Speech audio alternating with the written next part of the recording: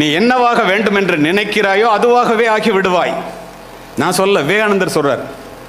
எண்ணத்தினுடைய வலிமையை பற்றி சொல்லுகின்ற விவேகானந்தர் சொல்றார், எவ் உயிர் எப்படி எண்ணின அவ் உயிர்க்கு அப்படி அளித்து அருள் அருட்பெருஞ்சோதி என்கிறார் ராமலிங்க அடிகளார். இன்னும் உங்களுக்கெல்லாம் புரிகிற மாதிரி கண்ணதாசன், பூமியில் இருப்பதும் வானத்தில் பறப்பதும் புது புது உயரமும் போய் வரி தூரமும் அவரவர் எண்ணங்களேன்ட்டு போயிட்டான். இன்னும் ஒருபடி மேலே போய் பாரதி எவ்வளோ பெரிய மனிதர்கள்லாம் எதையே அறிவுறுத்துறாங்க பாரு. அதை நம்ம புரிஞ்சுக்கிறோமாங்கிறது தான் இத்தனையும் சொல்கிறேன். நான் நூற்றுக்கணக்கான புத்தகங்களை ஆங்கிலத்திலும் தமிழிலும் படிப்பவன். ஏன் இதை சொல்கிறேன்னா, அடுத்த ஆங்கிலத்தில் என்ன சொல்லியிருக்கான்னு சொல்கிறேன். எல்லாரும் எண்ணத்தையே சொல்லுகிறார்கள். பாரதி சொல்கிறத பாருங்க, நீ எதை கேட்கிறாயோ அதை தானடா இந்த வாழ்வு உனக்கு தருகிறது, அதனால் பெரிதனும் பெரிது கேள். படிக்கும்போதே ஒரு ஐஏஎஸ் ஆகணும், ஒரு ஐபிஎஸ் ஆகணும், ஒரு அணு விஞ்ஞானி ஆகணும், மிகப்பெரிய கோடீஸ்வரன் ஆகணும், பெரிய டெக் ஜாம்பவன் ஆகணும், பெரிய ஸ்டார்ட் அப் ஓப்பன் பண்ணணும். எதை நினைச்சாலும் பெருசாக நினைடா, அதில் என்ன கஷ்டம்? ஏன்னா நீ என்ன நினைக்கிறியோ அதுதான்டா அந்த உலகம் உனக்கு கொடுக்குதுங்கிறான். லா ஆஃப் அட்ராக்ஷன் ஒரு புத்தகம் இருக்கு. லா ஆஃப் அட்ராக்ஷன் என்னமோ நினச்சிக்காங்க, ஈர்ப்பு விதி. அது என்ன உங்களுக்கு புரிகிற மாதிரி சொல்லணும்னா, ஒரு காந்தம், எல்லோருக்குமே சொல்லுகிறேன், ஒரு காந்தம் எப்படி தன்னை சுற்றியுள்ள பொருட்களை தன்னை நோக்கி இழுத்துக் கொள்கிறதோ, இந்த உலகத்திலேயே மிகப்பெரிய காந்தம் உங்களுடைய எண்ணங்கள் தான். நீ பெருசாக நினச்சேன்னா என்ன நினைக்கிறியோ அதை தெளிவாக நினச்சி இறுக்கி பிடிச்சா உன்னை நோக்கி அது அத்துணையும் வருண்டாங்கிறான். உங்களுக்கு எத்தனை பேருக்கு தெரியும்னு தெரியல, இந்த உலகத்தில் உள்ள 100% பணத்திலே 96% பணம் 1% மனிதர்கள்ட்டுமே இருக்கு. மீதமுள்ள 4% இருக்கு பாருங்க பணத்தில். அந்த 4% தான் 99% பிரிச்சுக்கிறோம். நம்ப முடியுதா உங்களால்? ஏன்னா அவங்க அந்த பணத்தை பற்றி, பணம் சம்பாதிக்கிறத தவிர வேற எதை பற்றியுமே சிந்திக்கிறது இல்லை. உலகத்தில் உள்ள அறிவு 100% இருக்குன்னா 2% பேர் தான் அறிவாளியாக இருக்கான்.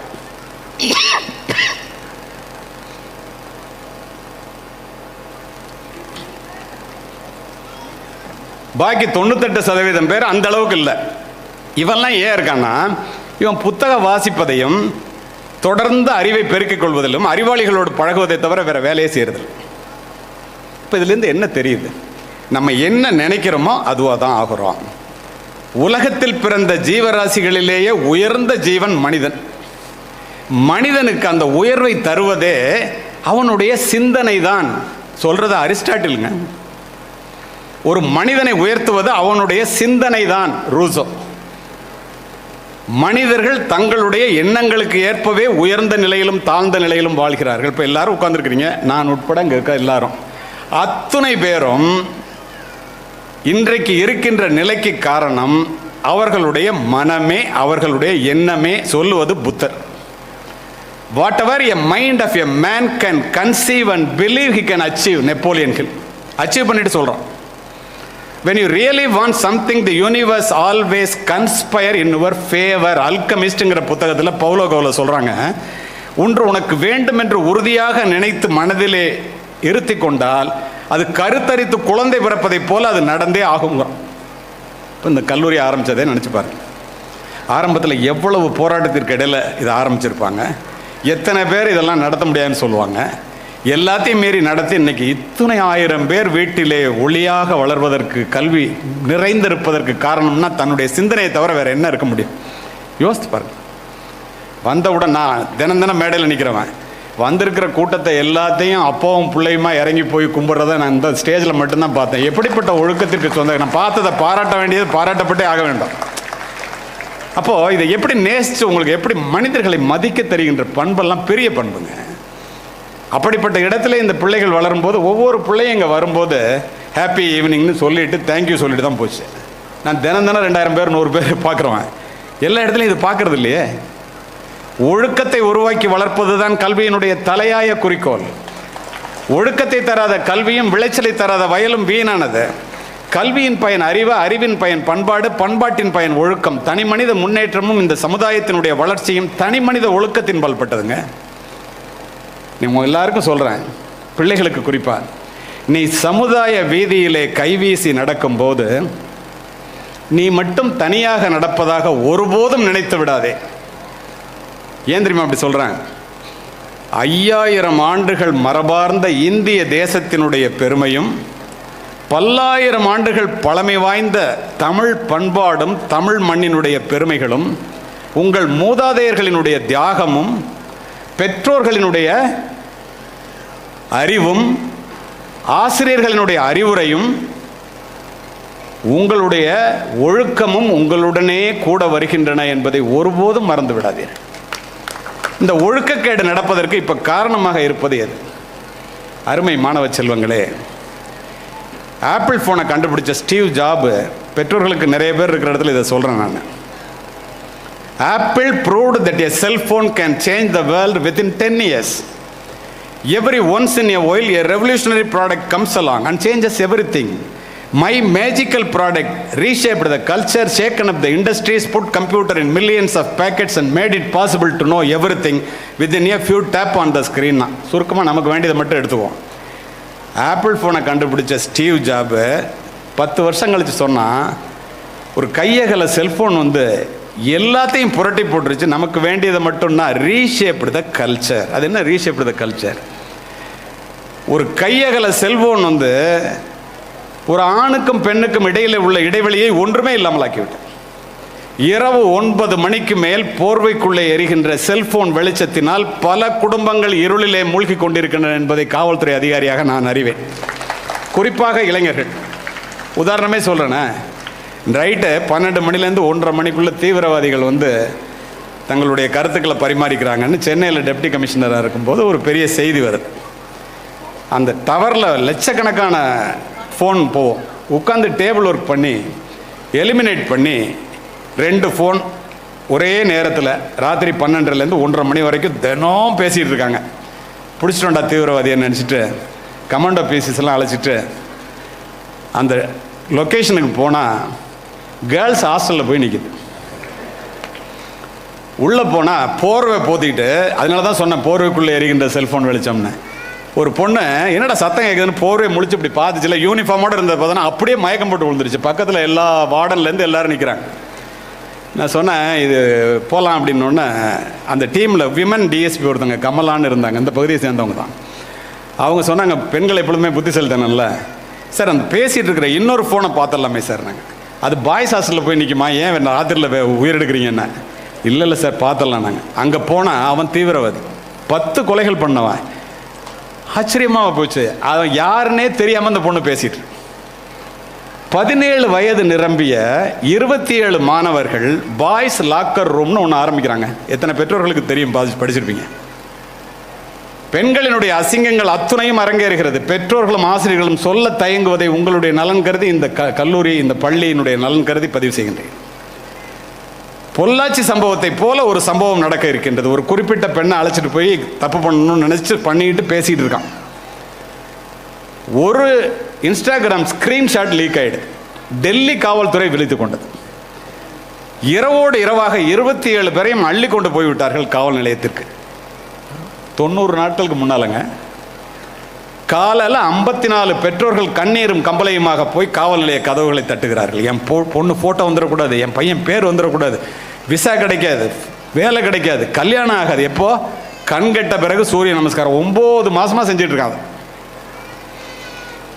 27 பேர் கெட்டு போயிடக்கூடாதுன்னு சொல்லி எல்லா காவல்துறை அதிகாரியும் பேசி இது வெளியில் வராமல் தடுத்து எல்லாரையும் எழுதி வாங்கிட்டு அனுப்பிச்சுட்டு.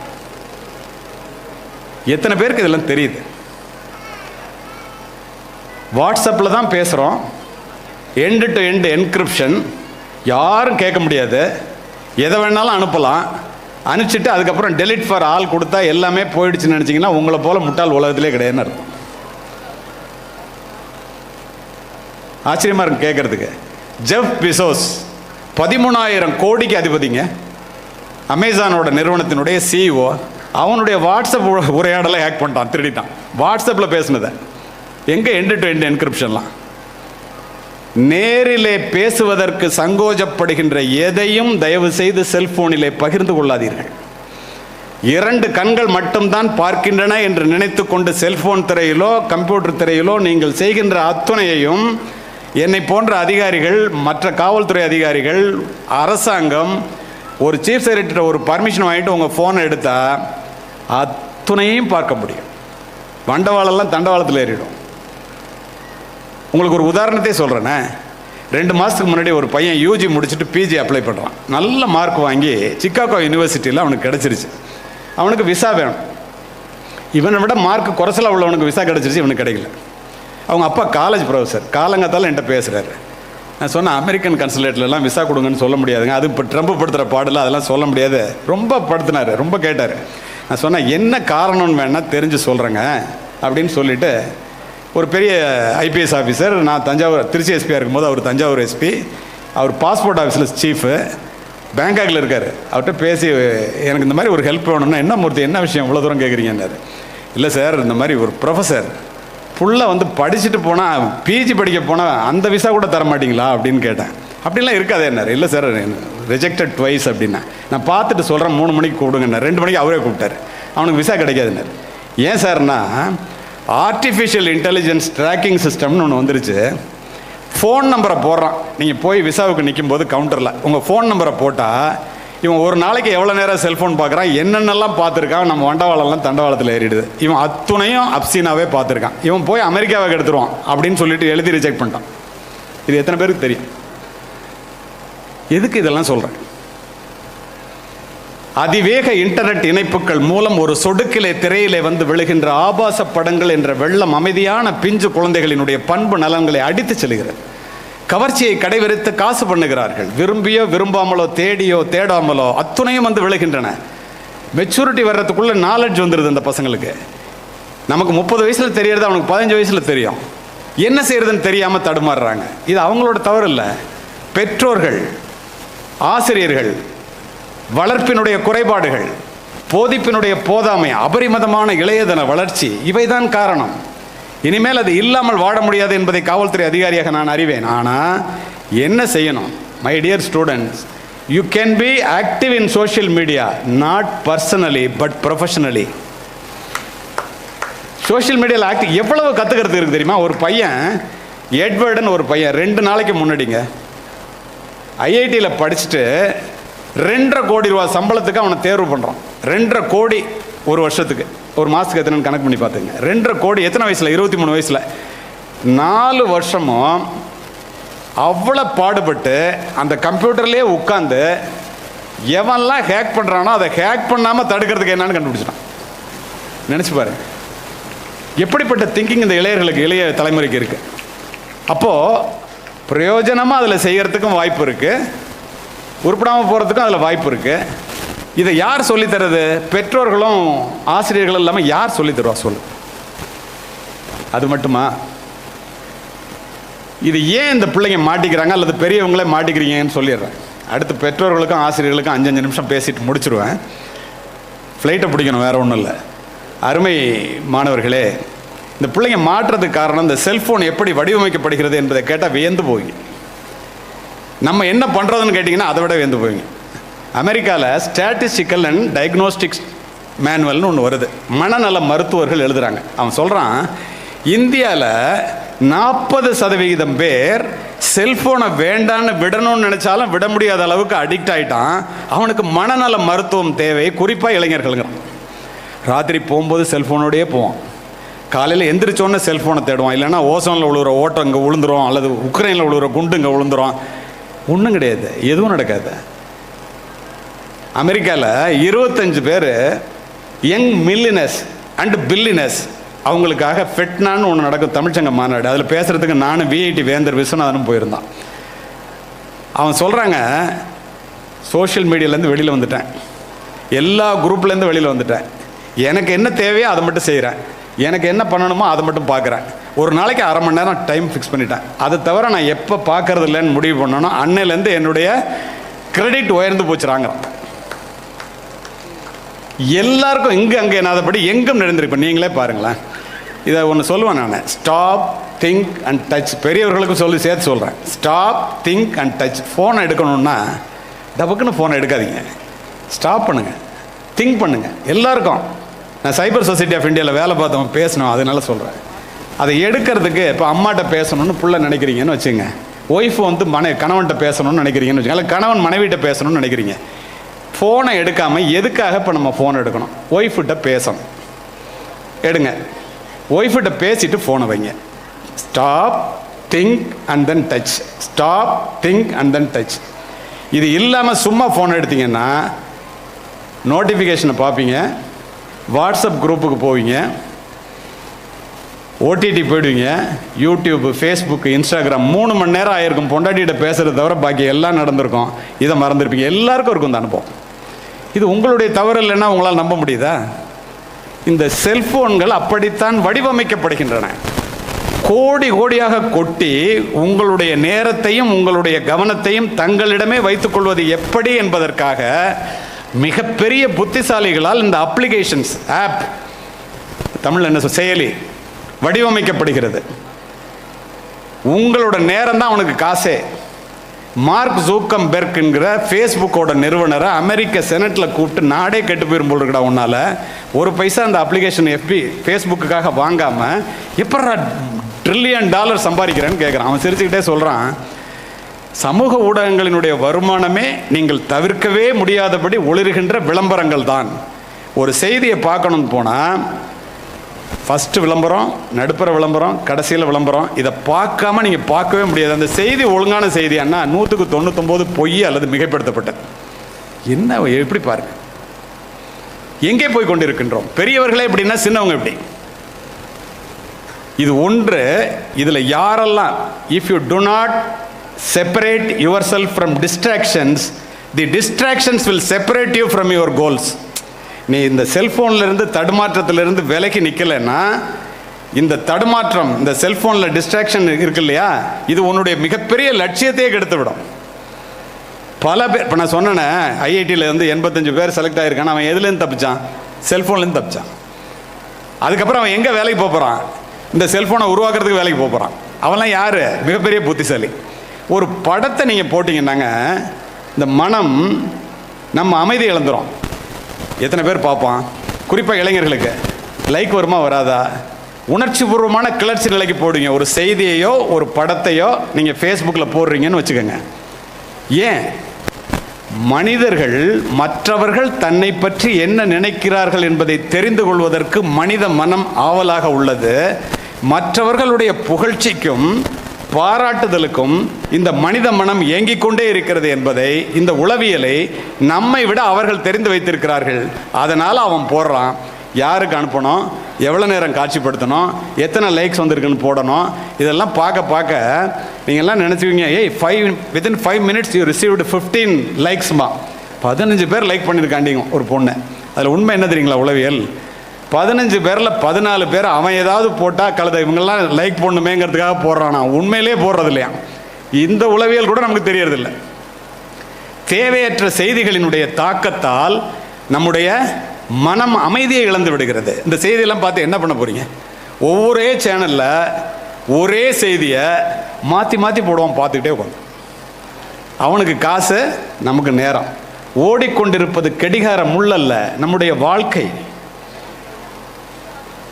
ஒரு மனிதன் தன்னுடைய நேரத்தை எப்படி உபயோகப்படுத்துகிறான் என்பதை வைத்துத்தான் நீ வாழ்க்கையிலே வெற்றி பெற்றவனா தோல்வி அடைந்தவனா என்பதை இந்த உலகமே முடிவு செய்கிறது.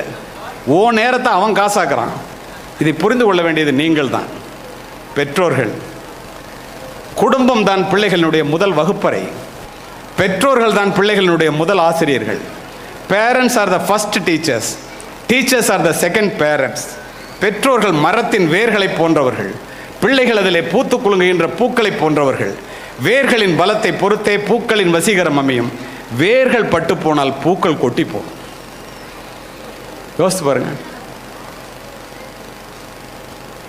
பெருமவற்றுள் யாம் அறிவதில்லை, அறிவார்ந்த மக்கட்பேறு அல்ல பெறங்கிறார் வள்ளுவர். உன்கிட்ட இருக்கிற சொத்துலேயே 100 கோடி, 100 மாடி, 100 ஏக்கர், அதெல்லாம் பெருசு இல்லைடா. உயிருள்ள உன்னுடைய பிள்ளைகள் தாண்டா உன்கிட்ட இருக்கிற சொத்துலேயே பெரிய சொத்து. தன்னிட்ட இருக்கிற சொத்துலேயே பெரிய சொத்து தான் பிள்ளை. அதுக்கு நீங்கள் என்ன செய்யணும்னு சொல்கிறான்? Spending time with children is more important than spending money on them. பெற்றோர்கள் பிள்ளைகளுக்கு கொடுக்கின்ற மிகப்பெரிய சொத்து பெற்றோர்கள் அந்த பிள்ளைகளிடம் செலவு செய்கின்ற நேரம். பிள்ளைகளிடம் நேரம் செலவு செய்யாத பெற்றோர்கள் எவ்வளவுதான் சொத்து சேர்த்து வைத்தாலும் அது விழலுக்கு இறைத்த நீராக போவதை நான் பல முறை காவல்துறை அதிகாரியாக பார்த்து விட்டேன். பிள்ளைகளுக்கு ஆசைக்கு வாழாமல் தேவைக்கு வாழ கற்றுக் கொடுங்கள். பிள்ளைகளுக்கு அதிகமாக சொத்து சேர்த்து வைத்து விட்டு போகின்ற பெற்றோர்களை விட பிள்ளைகளுக்கு சிக்கனமாக வாழ கற்றுக் கொடுத்து விட்டு போகின்ற பெற்றோர்கள் மேன்மையானவர்கள் என்பதை நான் பலமுறை பார்த்து விட்டேன். வெற்றி பெறுவதில் மட்டும்தான் மகிழ்ச்சி என்று பிள்ளைகளுக்கு சொல்லாதீர்கள். பெற்றுக்கொள்வதில் மட்டும்தான் மகிழ்ச்சி என்று பிள்ளைகளுக்கு சொல்லாதீர்கள். விட்டுக் கொடுப்பதிலும் மகிழ்ச்சி இருக்கிறது என்று சொல்லுங்கள். விட்டுக் கொடுப்பவர்கள் கெட்டு போனதில்லை, கெட்டு போனவர்கள் விட்டுக் கொடுத்ததில்லை. இதெல்லாம் யாருங்க சொல்றது? கவலைப்பட வேண்டாம் என்று பிள்ளைகளுக்கு சொல்லுங்கள். ஒரு மனிதன் கவலைப்படுவதனால் ஒரு முளத்தை கூட்டவோ குறைக்கவோ முடியாது என்று வேதம் சொல்லுகிறது, பைபிள் சொல்லுகிறது. பாட்டு கேட்கணும்ல, வாழ்க்கை என்றால் 1000 இருக்கும், வாசல்கள் தோறும் வேதனை இருக்கும், வந்த துன்பம் எதுவென்றாலும் வாடி நின்றால் ஓடுவதில்லை, எதையும் தாங்கும் இதயம் இருந்தால் இறுதி வரைக்கும் அமைதி நிலைக்கும், உனக்கும் கீழே இருப்பவர் கோடி நினைத்து பார்த்து நிம்மதி நாடுன்னு சொல்கிறோம்ல. எவனுக்கு கவலை இல்லை? எந்த மனித இதயத்தில் காயம் இல்லை சொல்லுங்கள்? காயமெல்லாம் காலப்போக்கில் மறந்து போகும் மாயங்கள். உளி தாங்கும் கற்கள் தானே மண் மீது சிலையாகும், வலி தாங்கும் இதயம் தானே நிலையான சுகம் காணும். பிள்ளைங்களுக்கு சொல்லுங்க, ஏதாவது தற்கொலை பண்ணிக்கிறதா பாரு, பாட்டை கேட்டுட்டு போயிடுறதா? 1000 சொல்வேன் பெற்றோர்களுக்கு. மேடம் ஜெனிகோல் என்று ஒரு உளவியலாளர், அவர் பதிவு செய்கிறார். என்ன பதிவு செய்கிறாங்க தெரியுமா? பிள்ளைங்க பிறக்கும் போது அம்மாட்ட சொல்லுதான், பிறக்கும் போதே அது நினைக்கிறத சொல்றதா சொல்றாங்க. எப்படி? இந்த பூமி பந்து என்னை உற்று நோக்கி கொண்டிருக்கிறது, இந்த உலகமே என்னுடைய வருகையை எதிர்பார்த்து கொண்டிருக்கிறது. ஏன் தெரியுமா? நாளை நான் எப்படி இருப்பேனோ அப்படித்தான் இந்த உலகமும் இருக்கும். என்னுடைய விதி உங்கள் கையில் இருக்கிறது. நாகரிகம் ஊஞ்சலாடுகின்ற இந்த உலகத்திலே என்னை ஒரு கொடையாக இந்த உலகத்திற்கு வளர்த்தெடுக்க வேண்டிய பொறுப்பு பெற்றோர்களாகிய உங்களிடம் இருக்கிறது. ஒரு சுமையாக வளர்த்து விடாதீர்கள்னு புள்ள பிறக்கும் போது அம்மா அப்பா பார்த்து சொல்லுதான். ஏண்டா விதி உங்கள் கையில் இருக்குன்னு சொல்லுதுன்னு அதையும் சொல்கிறோம். வியந்து போயிரு. சாதாரண விஷயம். எந்த பிள்ளையாவது உங்கள்கிட்ட பிறக்கணும்னு வரம் கேட்டுச்சான்? பிள்ளை வரம் கேட்டவர்கள் நீங்கள். வள்ளுவர் என்ன சொல்லுவார் தெரியுமா? தந்தை மகற்காற்றும் நன்றி அவையத்து முந்தி இருப்ப செயல்பர். உதவி இல்லை, நான் என் பிள்ளைக்காக படாத பாடுபட்டான், அவன் என்ன, அதெல்லாம் இல்லை. பெற்றது நீங்கள், அவனை ஒழுங்காக வளர்க்குறது உங்கள் கடமை. நீ தானே பெற்ற, அவன் வந்து பேரணும்னு சொல்லலையா? இது யார் சொல்கிறா? வள்ளுவர் சொல்கிறார். மகன் தந்தை காற்றும் உதவி இவன் தந்தை என்னோற்றான் கொள் என்னும் சொல்லிட்டு போயிட்டார். அவன் நல்ல பிள்ளைய வளர்ந்து இந்த மாதிரி பிள்ளைய பெக்கிறதுக்கு அம்மா அப்பா என்ன தவம் செஞ்சாங்களோன்னா அது உதவியான். ஈன்று புறந்தறுதல் எந்தலை கடனே சான்றோனாக்குதல் தந்தைக்கு கடனேன்னு போயிட்டான். அப்பெல்லாம் அப்படியே வெள்ளை சல்லையாக இருந்துட்டு காலையில் அம்மா தான் எழுப்பிவிடுவாங்க, பேரண்ட் டீச்சர்ஸ் போவாங்க, படிக்க வைப்பாங்க, எல்லாம் பண்ணுவாங்க. இவர் அப்படியே தனக்கு இதுக்கு சம்மந்தமே இல்லை, என்னடா ஒழுங்காக 100 மார்க் வாங்கிட்டு போயிட்டே இருப்பார். அது இல்லை. புள்ள ஒரு உதாரணமே சொல்கிறேனே, ஒரு இடத்துல அந்த அம்மா படாத பாடுபட்டு பிள்ளைய வளர்த்து எடுத்துறாங்க. இப்போ கூட வந்து மேலே வாங்கினவங்கள்ட்ட you can be a proud மதர்னு அம்மாட்ட சொன்னேன். ஏன் சொன்னேன்னா, அது மாதிரி வந்து ப்ரைஸ் வாங்கிறதுக்கு மேலே வர்றான், ஸ்டேட் ஃபஸ்ட் வந்துட்டான். அந்த அப்பாவுக்கு என்ன படிக்கிறான்னு கூட தெரியாது. மேலே ப்ரைஸ் வாங்க போகிறோன்னு அப்படியே வெள்ளை வேஸ்ட்டு வெள்ளை சட்டை வரலாம், தப்பு இல்லை. மேலே வந்தார். வந்தோடனே ஒய்ஃப் அப்படி நகர்ந்து நின்றுடி, பார்த்தியா என் பிள்ளையா அப்படின்ட்டு ப்ரைஸ் வாங்குறாரு. சரி, தப்பு இல்லை. அதே பிள்ளை உருப்படாமல் போகுதுன்னு வச்சுக்க, என்னடி பிள்ளையா வளர்த்துருக்க அப்படின்னு அதே அப்பா சொல்லுவார். இது சொல்லக்கூடாதுங்கிறதுக்காக தான் ஈன்று புறந்தறுதல் எந்தலை கடனே சான்றோனாக்குதல் தந்தைக்கு கடனேன்னு அப்புறம் நான் விட்டுருவேன். எப்படிலாம் சொல்லி வச்சுட்டு போயிட்டான் பாருங்க. தாயினுடைய சக்தி வலிமையானது நண்பர்களே. அதை போலவே ஆசிரியர்கள், 5 நிமிஷம் முடிச்சிடுறேன், 3 பேருக்கு பேசணும்னு ராமசாமி சார் சொன்னார். அதனால சாக்ரட்டிஸினுடைய மாணவன் பிளேட்டோ, பிளேட்டோவுடைய மாணவன் அரிஸ்டாட்டில், அரிஸ்டாட்டிலுடைய மாணவன் the great Alexander who conquered the entire world. உலகத்தை ஒரு குடையின் கீழ் ஆள நினைத்து வெற்றியும் பெற்ற மகா அலெக்சாண்டரிடம் போய் கேட்குறாங்க, எப்பரா உலகத்தை ஜெயிச்ச? அவன் சொல்கிறான், நான் இந்த உலகத்திற்கு வந்ததற்கு காரணம் என்னுடைய பெற்றோர், இந்த உலகமே என்னிடம் வந்ததற்கு காரணம் என்னுடைய ஆசிரியர் அரிஸ்டாட்டில் என்று அடித்து சொல்லுவேன். இதிலிருந்து நாம் அறிந்து கொள்வது என்ன? ஜப்பான் நாட்டில், எனக்கு ஜப்பானிய மொழி தெரியாது, ஆசிரியர் பயிற்சி பள்ளிக்கு ஒரு பாடத்திட்டத்தில் ஒன்று வச்சுருக்காங்க. அதிர்ந்து போனேன். உண்மை சம்பவத்தை ஒரு ஆசிரியர் எப்படி இருக்க வேண்டும் என்பதற்காக வைத்திருக்கிறார்கள். நேரம் கருதி வேகமாக சொல்லுகிறேன், மிக அருமையாக கவனிக்கிறீர்கள், அதனால் இதனை சொல்லுகிறேன். ஜப்பானிய நாடு 100 ஆண்டுகளுக்கு முன்னால் இராணுவ ஆட்சியில் இருக்கும்போது கொள்ளைக்காரர்கள் இராணுவ உடையை திருடி அணிந்து கொண்டு கூட்டம் கூட்டமாக கிராமத்திலே குதிரையிலே நுழைந்து கண்ணில் படுபவர்களை எல்லாம் வெட்டி போய் சாய்த்து விட்டு கொள்ளையடிப்பது. இங்கே தீவெட்டி கொள்ளைன்னு சொல்லுவாங்க அந்த காலத்தில். அந்த மாதிரி ஒரு நிகழ்வு நடந்துகிட்டே இருக்கு. ஒரு தாய், கதை இல்லைங்க, நிஜம், 2 குழந்தைகளுக்கு சோறூட்டி கொண்டு வாசலில் அமர்ந்திருக்கின்றார். கொள்ளைக்காரர்கள் குதிரையில் வருகிறார்கள் என்றவுடன் வழக்கம் போல எல்லோரும் எந்திரித்து மரவிடத்தை நோக்கி ஓடுகிறார். இந்த தாய் 2 குழந்தைகளையும் இடுப்பில் 2 பக்கம் வைத்துக் கொண்டு ஓடுகிறார். குதிரையினுடைய குளம்படி சத்தம் அருகாமையில் கேட்டவுடன் 3 பேரும் தப்பிக்க முடியாது என்பதை தெரிந்த அந்த தாய் 1 நிமிடம் நின்று நிதானித்து 2 குழந்தையினுடைய முகத்தையும் பார்த்துட்டு ஒரு குழந்தையை இறக்கி விட்டுட்டு ஒரு குழந்தையோட மறைவிடத்துக்கு ஓடிடுறான். மறைவிடத்திலிருந்து திரும்பி பார்க்கின்றால் இறக்கி விடப்பட்ட குழந்தை தலை துண்டாக்கப்பட்டு குதிரையினுடைய குளம்படிப்பட்டு சின்ன பின்னமாவதை பார்த்து கதறுகிறார். பெரியவர் ஒருத்தர் வாயம் மூடுறார், சத்தம் போடாதன். கொள்ளைக்காரர்கள் சென்றவுடன், கொள்ளையடித்து கொண்டு சென்றவுடன் ஒரு குழந்தையை இறுக பிடிச்சிக்கிட்டு அந்த இடத்துக்கு வந்து இறந்து போன குழந்தை இடத்துல அந்த தாய் கதறுகிறாள், பதறுகிறாள். எவ்வளோ பின் ட்ராப் சைலண்டாக கேட்குறீங்க பாருங்க. அத்தனை பேரும் அங்கே வர்றாங்க. அந்த பெரியவர் கேட்குறாரு, தாயை, ஒரு தாய்க்கு 2 குழந்தைகளும் 2 கண்களை போல அல்லவா, அடையாளத்தை பார்த்துட்டு எப்படிம்மா ஒரு குழந்தைய இறக்கி விட்டு ஒரு குழந்தையை காப்பாற்ற முடிச்சு? அந்த தாய் சொல்லுகிறாள், பெரியவரே, என்னுடைய குழந்தைக்கு மாலை நேரத்தில் நிலாவை காட்டி சோறூட்டி கொண்டிருக்கும் போது என்னிடம் படிக்கின்ற பக்கத்து வீட்டு குழந்தையும் வந்து விட்டது. 2 குழந்தைகளுக்கும் சோறூட்டி கொண்டிருக்கும் போது கொள்ளைக்காரர்கள் வந்து விட்டார்கள். 2 குழந்தையும் காப்பாற்ற நினைத்தேன், முடியவில்லை. நான் அடையாளத்தை பார்த்து இறக்கி விட்டது என்னுடைய குழந்தை, காப்பாற்றியது பக்கத்து வீட்டு குழந்தை. ஏனென்றால் அடிப்படையில் நான் ஒரு ஆசிரியர். ஒரு ஆசிரியங்க, இதை விட வேற என்ன உதாரணங்க சொல்லணும்? நினைச்சு பாரு. தாய் 12 வயது நிரம்பி 6ஆம் வகுப்பு படிக்கின்ற ஒரு பிள்ளையை இடுப்பிலே சுமந்து கொண்டு ஓடுகிறார்கள் தாயும் தந்தையும். சமீபத்தில் நடந்த நிகழ்வு. இந்தியாவிலே மிகப்பெரிய மருத்துவமனை, 100 டாக்டர் இதய அறுவை சிகிச்சை நிபுணர். அவர் எனக்கு தெரியும். ஒரு அப்பாயின்மெண்ட் வேணும்னா 6 மாதம் ஆகும் ஹார்ட் சர்ஜரிக்கு. அந்த மருத்துவமனைக்கு ஓடுகிறார்கள். 6ஆம் வகுப்பு படிக்கின்ற 12 வயது பிள்ளை. உங்கள் தாய் யார் என்று பிள்ளைகளை தெரிந்து கொள்ளுங்கள். ஓடணுன்னா, என்னம்மா இப்படி கொண்டு வந்தீங்கன்னா எப்படிம்மா? இங்கே ஏற்கனவே 100 பேர் லிஸ்ட்டில் இருக்காங்க. அந்த புள்ள துடிக்கிறத பார்த்துட்டு ரிசப்ஷனில் இருக்கிற டாக்டர் ஓடுறாரு. அவர் சர்ஜரியில் இருக்கிற டாக்டர், சீஃப் டாக்டர்கிட்ட சொல்கிறாரு. அவர் இறங்கி வேகமாக முகத்தில் அப்படியே கட்டினதோடு வர்றார். பார்த்துட்டு அந்த அம்மா அப்பாவை கூப்பிட்டு சொல்கிறாரு, இதயத்திற்கு வருகின்ற ரத்த குழாய்கள் எல்லாம் அடைபட்டு போச்சு, 30 நாள் தான் உயிரோடு இருக்கும் அந்த பிள்ளை. 30% தான் வாய்ப்பு இருக்குமா, 70% இறக்கிறதுக்கு தான் வாய்ப்பு, அழைச்சிட்டு போயிடுங்க, ஹாஸ்பிட்டலில் இறக்க வேண்டாம். அந்த அம்மா அந்த டாக்டர் கையை பிடிச்சிட்டு, 10% தான் கூட என் பிள்ளை பொழைச்சுங்க, எங்கே கையெழுத்து வேணும் கொடுங்க, போட்டு தரேன், நீங்கள் காப்பாற்ற முடியும், செத்தா பரவாயில்ல கொடுங்க அப்படின்னு கையெழுத்து போட்டு தரேங்குது. அந்த அம்மா பிடிவாதம் தாங்காமல் அட்மிஷன் போட்டுறாரு. 7 நாள் கழிச்சு ஆப்ரேஷன். தினம் இவர் நடந்து போகும்போது அந்த தாய் சொல்லுகிறாள், 10% தான் கூட நீ பொழைச்சுக்குவ, நம்ம இங்கேருந்து நடந்து போவோம், நீ பள்ளிக்கூடத்துக்கு திரும்ப போவேன், முதல்ல மாதிரி ஃபஸ்ட் ரேங்க் வாங்குவேன், நம்ம கும்பிட்ற தெய்வம் உன்னுடைய இதயத்தில் இருக்குது, பயப்படாத பயப்படாதன்னு சொல்கிறத தினம் கேட்டுட்டு போய் மற்ற டாக்டர்கிட்ட சொல்கிறேன், என்னையா ஹோப்பே இல்லை இந்த அம்மா இவ்வளோ ஹோப்பு கொடுக்குதே. காரணத்தோடு இந்த பதிவு. 7ஆவது நாள் ஆப்ரேஷன். இந்த டாக்டர் ஆப்ரேஷனுக்கு எல்லா டாக்டரோட முகத்தில் கட்டிட்டு போயிட்டார். 5 மணி நேரம் ஆப்ரேஷன். அந்த பிள்ளையை அப்படி தட்டி கொடுத்து சொல்கிறாரு, கவலைப்படாத, என்னால் முடிஞ்ச வரைக்கும் செய்கிறேன் அப்படிங்கிறார். அந்த பிள்ளை சொல்லுதுங்க, doctor, I don't have any fear. Ramson ஸ்கூலில் படிக்கிற பிள்ளை மாதிரி இருக்கும்னு நினைக்கிறேன். I am having one question to you.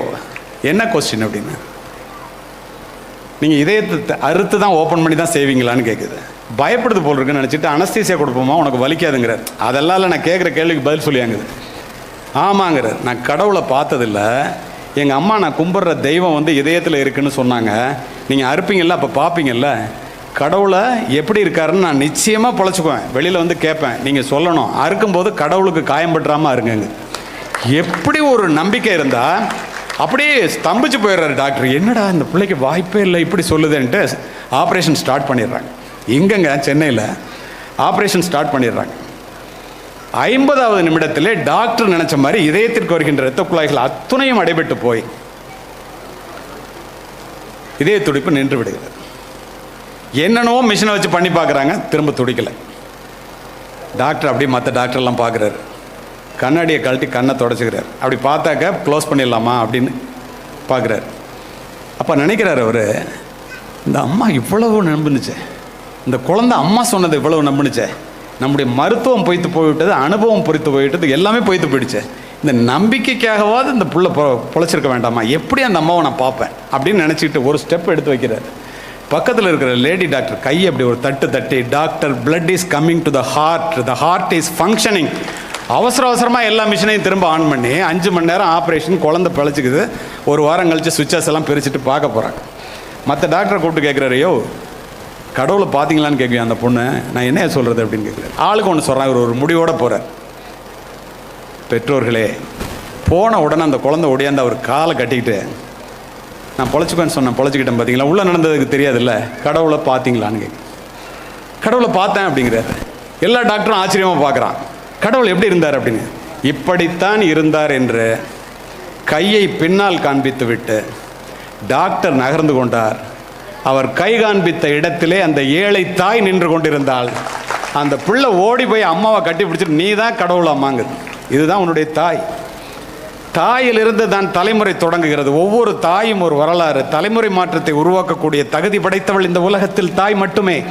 மாதா வயிறறிய வாழா ஒரு நாளும் என்கிறார் வாரியார். மாதாவை ஒரு நாளும் மறக்க வேண்டாம் என்கிறது உலக நீதி.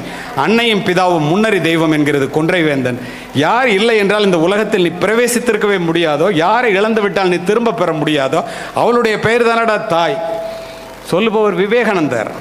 10 மாதம் உன்னை சுமந்து புரண்டு படுத்தால் கூட உனக்கு வலிக்குமே என்று, உனக்கு வேண்டியதை உண்டு, தனக்கு வேண்டியதை வெறுத்து, நீ பிறப்பதற்கு முன்பே உனக்காக இறைவனிடத்திலே வேண்டிய ஒரே ஒரு உன்னதமான ஜீவன் இந்த உலகத்தில் உண்டென்றால் அது உன்னை பெற்ற தாயை தவிர யாரும் இல்லை. இதை யார் சொல்றது? 360 பயணிகளை சுமந்து கொண்டு ஒரு விமானம் மத்தியதரை கடலிலே பறக்கின்றது. 2 மாதத்துக்கு ஒரு தடவை நான் போய் வெளிநாட்டில் பேசுகிறவன். திடீரென்று வெடிச்சத்தம், புகை மண்டலம், என்ஜின் ஆஃப் ஆகிடுச்சின்னு பைலட் காக்பிட்லேருந்து வந்து சொல்கிறான், லைஃப் ஜாக்கெட்டை போட்டுக்கங்கிறான். எப்படி இருக்கும் பாருங்கள். மயான அமைதி. 20,000 அடி, 30,000 அடி, 10,000 அடி வந்துருச்சு. துணை விமானி மட்டும் தொடர்ந்து ட்ரை பண்ணுறான். திடீர்னு கிரீன் லைட் எரியுதுங்கிறான். தண்ணீரை தொட இருந்த விமானத்தை 2 விமானிகளும் சேர்ந்து மேலே ஏற்றி எமர்ஜென்சி லேண்டிங்னு பக்கத்து நாட்டில் தரையிறக்கிறான். இதை சொல்லி முடிக்கின்றேன். அப்பாலாம் உட்காந்துருக்காங்களா இவ்வளோ பேர். அம்மாவை மட்டும் சொல்லிவிட்டு அப்பாவை சொல்ல போனால் அது நிறைவு இருக்காதுல்ல. எல்லாரும் உயிரை கையில் பிடிச்சிட்டு வெளியிலும் போது பத்திரிகை துறை நண்பர்கள் கேட்குறாங்க, இறப்பினுடைய விளிம்பை தொட்டு விட்டு வந்தீர்களே, கடைசியாக என்ன நினச்சிங்க? ஒருத்தன், எல்லா நாட்டுக்காரனும் இருக்கான்ல, ஒருத்தன் நாட்டை சொல்கிறான், வீட்டை சொல்கிறான், பேங்க் பேலன்ஸை சொல்கிறான், ஒய்ஃபை சொல்கிறான். என்னுடைய பிள்ளைகளை அனாதையாக விட்டு விட்டு இறக்கப் போகிறோமே என்று கதறி கதறி அழுதேன் என்று பதிவு செய்த 11 பேரும் இந்திய தந்தைகள் என்பதை மனதிலே பதிய வைத்துக் கொள்ளுங்கள். தேடி சோறு நிதந்தென்று பல சின்ன சிறு கதைகள் பேசி மனம் வாடி துன்பமிக உழன்று பிறர் வாட பல செயல்கள் செய்து நரை கூடி கிளப்பருவம் எய்தி கொடும் கூற்றுக்கிறை என பின் மாயும் பல வேடிக்கை மனிதரை போல் நான் வீழ்வேன் என்று நினைத்தாயும் பாரதி. பிறந்தோம் வளர்ந்தோம், இந்த 1 to 5ன்னு சொல்லுவேன். ஒரு பொண்ணை கல்யாணம் பண்ணிக்கிறது, 2 குழந்தைங்களை பெற்றுக்கிறது, ஒரு 3 bedroom வீடு, ஒரு 4 wheeler காரு, 5 digitல 20,000லேருந்து 60,000 சம்பளம், கடைசி வரைக்கும் இஎம்ஐ கட்டியே செத்து போகிறது. அதற்காக பிறந்தவர்கள் அல்ல நீங்கள், சாதிக்க பிறந்தவர்கள். அத்துணை தகுதியும் உங்களுக்கு உண்டு. இங்கு இத்துணை நேரம் அமைதி காத்த நீங்கள் எல்லோரும் எல்லாமும் பெற வேண்டும். உங்களிடத்தில் இல்லாத நிலை வேண்டும்.